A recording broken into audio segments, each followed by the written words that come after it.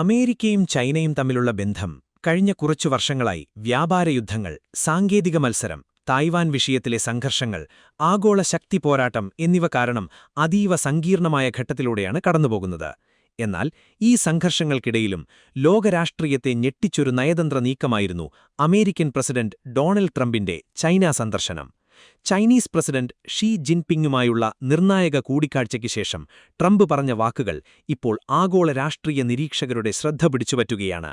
ഞങ്ങൾ അതിശയകരമായ വ്യാപാര കരാറുകൾ ഉണ്ടാക്കി എന്ന ട്രംപിന്റെ അവകാശവാദം വെറും സാമ്പത്തിക സഹകരണ പ്രഖ്യാപനമല്ല, അത് ലോകശക്തി സമവാക്യങ്ങളിൽ പുതിയ അധ്യായം തുറക്കാനുള്ള ശ്രമമായാണ് അത് വിലയിരുത്തപ്പെടുന്നത്.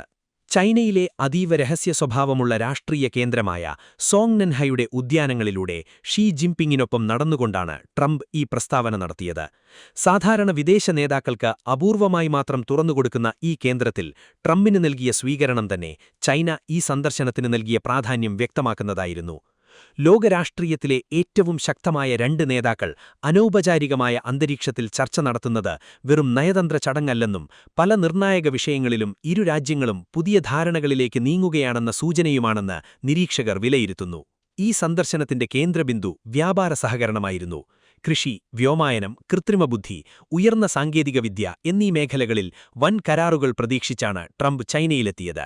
അമേരിക്കൻ കമ്പനികൾക്ക് ചൈനീസ് വിപണിയിൽ കൂടുതൽ പ്രവേശനമുറപ്പാക്കുക, സപ്ലൈ ചെയിൻ പ്രതിസന്ധികൾക്ക് പരിഹാരം കണ്ടെത്തുക, ലോക സമ്പദ്വ്യവസ്ഥയിൽ സ്ഥിരത സൃഷ്ടിക്കുക തുടങ്ങിയ ലക്ഷ്യങ്ങളായിരുന്നു ചർച്ചകളുടെ പശ്ചാത്തലത്തിലുണ്ടായിരുന്നത്.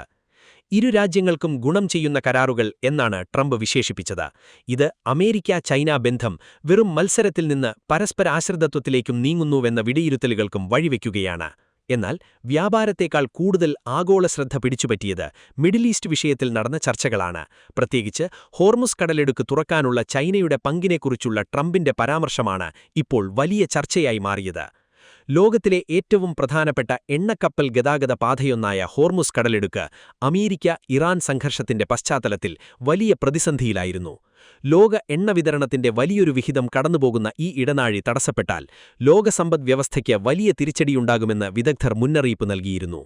ഫോക്സ് ന്യൂസിന് നൽകിയ അഭിമുഖത്തിൽ ട്രംപ് പറഞ്ഞത് ഇറാനെ സൈനികമായി സഹായിക്കില്ലെന്ന് ഷീ ജിൻപിങ് ഉറപ്പു നൽകിയെന്നായിരുന്നു.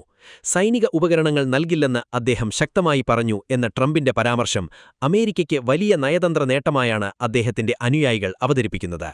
അതേസമയം ഹോർമുസ് കടലിടുക്ക് വീണ്ടും തുറക്കാൻ സഹായിക്കാമെന്നും ഷീ ജിൻപിങ് പറഞ്ഞതായി ട്രംപ് അവകാശപ്പെട്ടു. ഇത് ശരിയാണെങ്കിൽ മിഡിൽ ഈസ്റ്റിലെ സംഘർഷങ്ങളിൽ ചൈന കൂടുതൽ സക്രിയമായ മധ്യസ്ഥ പങ്കിലേക്ക് കടക്കുകയാണെന്ന സൂചനയാവുമിത്. ഇതുവരെ മിഡിൽ ഈസ്റ്റ് വിഷയങ്ങളിൽ ചൈന വളരെ സൂക്ഷ്മമായ സമീപനമാണ് എടുത്തിരുന്നത്. എന്നാൽ ഇപ്പോൾ സാഹചര്യം മാറുകയാണ്. ലോകത്തിലെ ഏറ്റവും വലിയ ഊർജ്ജ ഉപഭോക്താക്കളിലൊന്നായ ചൈനയ്ക്ക് ഗൾഫ് മേഖലയിലെ സ്ഥിരത അത്യാവശ്യമാണ്. അതിനാൽ തന്നെ ഇറാൻ-അമേരിക്ക സംഘർഷം കൂടുതൽ വഷളാകുന്നത് ചൈന ആഗ്രഹിക്കുന്നില്ല. ചൈനീസ് വിദേശകാര്യ മന്ത്രാലയം പുറത്തിറക്കിയ പ്രസ്താവനയും അതേ സന്ദേശമാണ് നൽകുന്നത്. ഈ സംഘർഷം ആദ്യം സംഭവിക്കേണ്ടതായിരുന്നില്ല, അത് തുടരുന്നതിൽ അർത്ഥമില്ല എന്നായിരുന്നു ചൈനയുടെ പ്രതികരണം. ലോക സമ്പദ്വ്യവസ്ഥ, വിതരണ ശൃംഖലകൾ, ഊർജ്ജ വിപണി എന്നിവയിൽ യുദ്ധം ചെലുത്തുന്ന ആഘാതത്തെക്കുറിച്ചും ചൈന ആശങ്ക പ്രകടിപ്പിച്ചു. ഇവിടെ ശ്രദ്ധേയമായ മറ്റൊരു കാര്യം, അമേരിക്കയും ചൈനയും തമ്മിലുള്ള മത്സരത്തിനിടയിലും ഇരു രാജ്യങ്ങളും ചില ആഗോള വിഷയങ്ങളിൽ സഹകരിക്കാൻ നിർബന്ധിതരാകുന്നു എന്നതാണ്. ഒരു വശത്ത് സാങ്കേതിക രംഗത്തും വ്യാപാരത്തിലും കടുത്ത മത്സരം തുടരുമ്പോൾ മറുവശത്ത് ലോക സാമ്പത്തിക സ്ഥിരതയും ഊർജ്ജ സുരക്ഷയും പോലുള്ള വിഷയങ്ങളിൽ പരസ്പര സഹകരണം അനിവാര്യമാകുന്നു. അതിനാൽ തന്നെ ട്രംപ് ഷീ കൂടിക്കാഴ്ചയെ വെറും ഇരു രാജ്യ നേതാക്കളുടെ സൗഹൃദ കൂടിക്കാഴ്ചയായി മാത്രം കാണാനാവില്ല. പുതിയ ആഗോള നയതന്ത്ര സമവാക്യങ്ങളുടെ ഭാഗമായാണ് ഇത് വിലയിരുത്തപ്പെടുന്നത്.